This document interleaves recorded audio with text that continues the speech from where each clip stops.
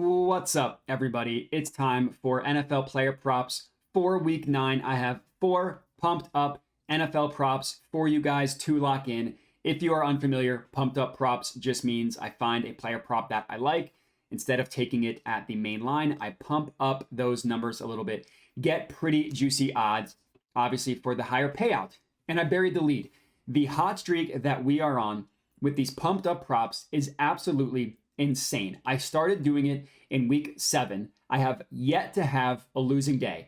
That continued with Thursday night football. Last night, I had 2 pumped up props for Thursday night football. We got one of those 2 to cash. Thank you to Will Levis getting to 250 plus passing yards. Hit it on the last drive of the game. Still counts as a W all the same. We end Thursday night football up 2.2 units. That brings our total profit on these pumped up props up to over 18 units. 18 units of profit in 3 weeks is insane. If you are a $100 unit bettor like myself and you are not limited, unlike myself, you're up $1,800 on these pumped up props.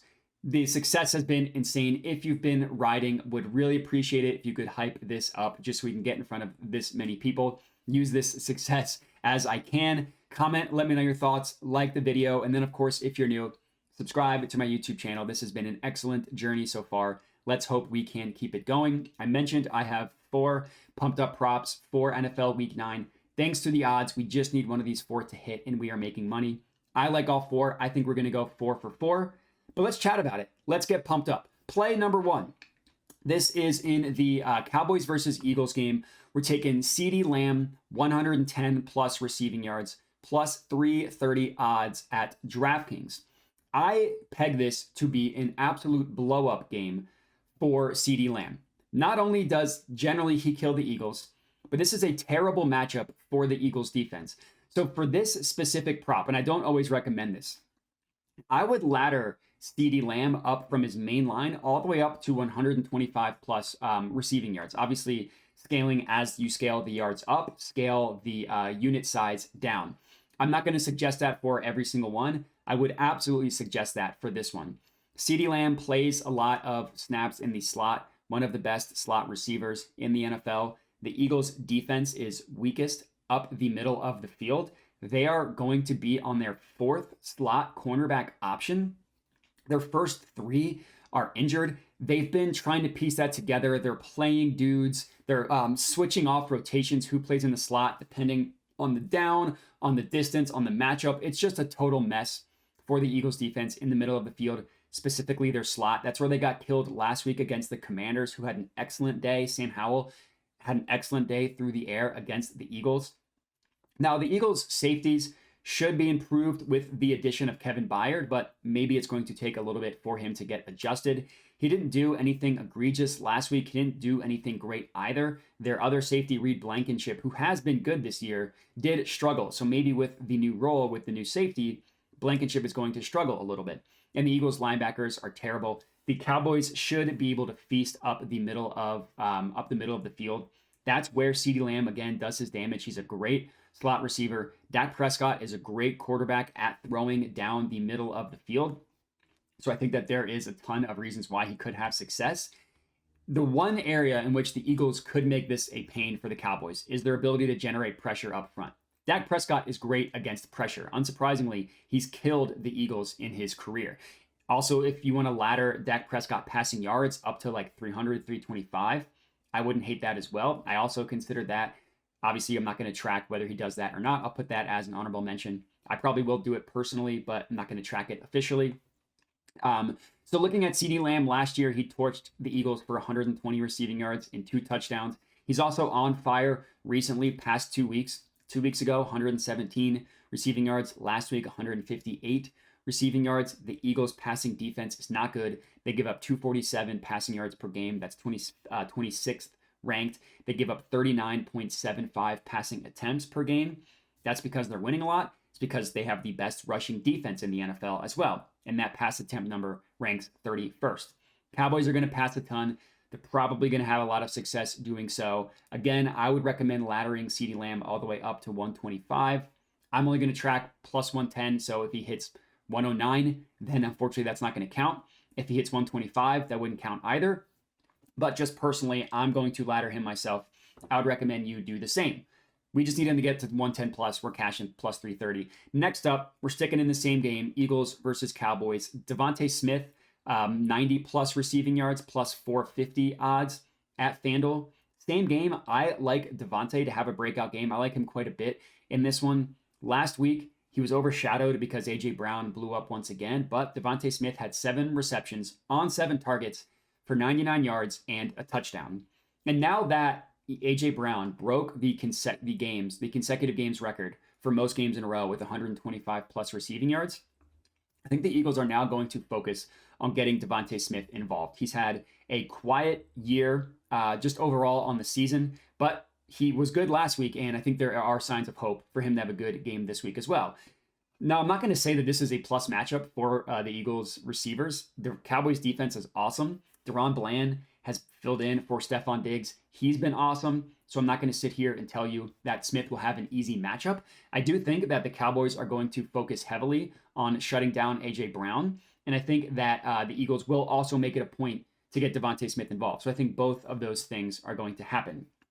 Should leave ample opportunity for Hurts to get Smith involved.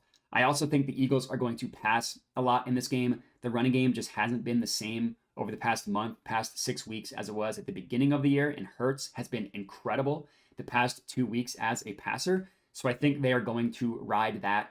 Just a side note, this is only the second time that Hurts and Devontae Smith will have played each other, which is kind of sad considering like how good both of these teams have been. They've both been injured. So hopefully this game is good. I think the stars are going to shine in this one. I like Devontae Smith and obviously CeeDee Lamb to have a good game. For this one, Devontae Smith plus 450 odds to get 90 plus receiving yards. Next up, Sunday Night Football game, Bills versus Bengals. I'm taking Dalton Kincaid, 75 plus receiving yards, plus 450 odds at Caesars.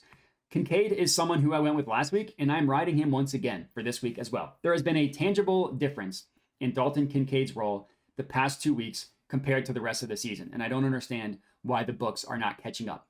Since Dawson Knox went down 2 weeks ago, Kincaid has been awesome.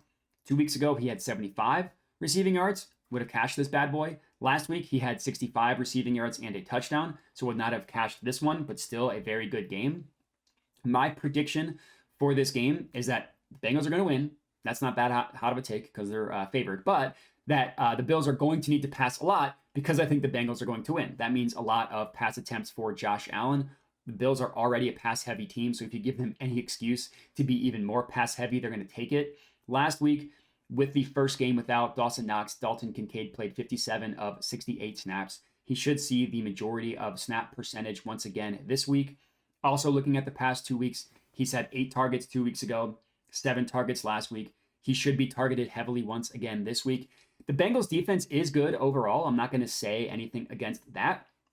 One area in which they do struggle is against guarding the tight end. There's a couple different stats that I have for this. DVOA, they're the 4th worst team at covering tight ends.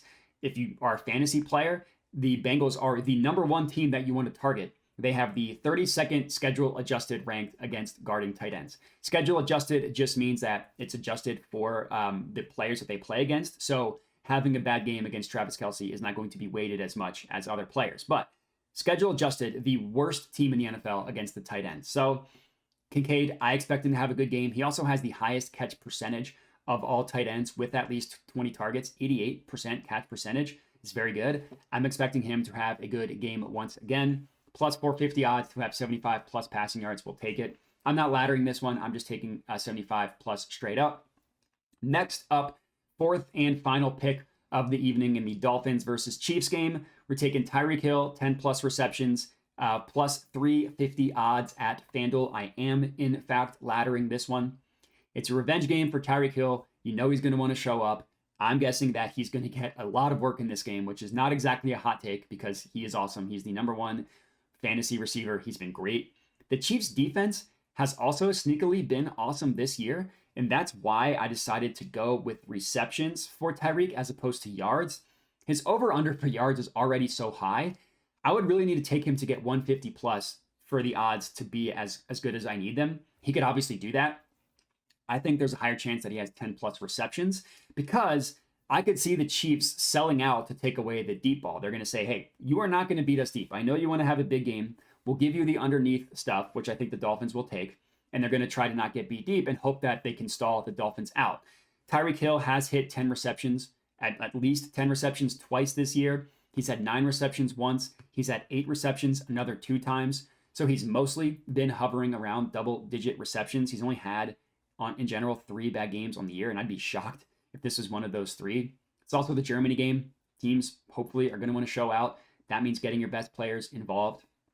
Now, I'm not going to track this specifically, but if you want to parlay Tyreek Hill and Travis Kelce 10 plus receptions each, I would not talk you out of that. I'm probably going to take that myself.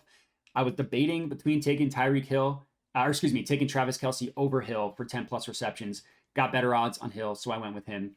I like Kelce a lot. So a couple honorable mentions, Kelce 10 plus receptions, Dak Prescott laddering his passing yards as well. But that's it. 4 plays, pumped up props for you guys to hammer. We just need one of these 4 to hit, and we will be making money. We will at least be profitable. If we get all 4 to hit, we will be rich. So let's hope for that. That's it. Appreciate everybody for watching. Again, remember to like, comment, subscribe, all that good stuff, and have a good one.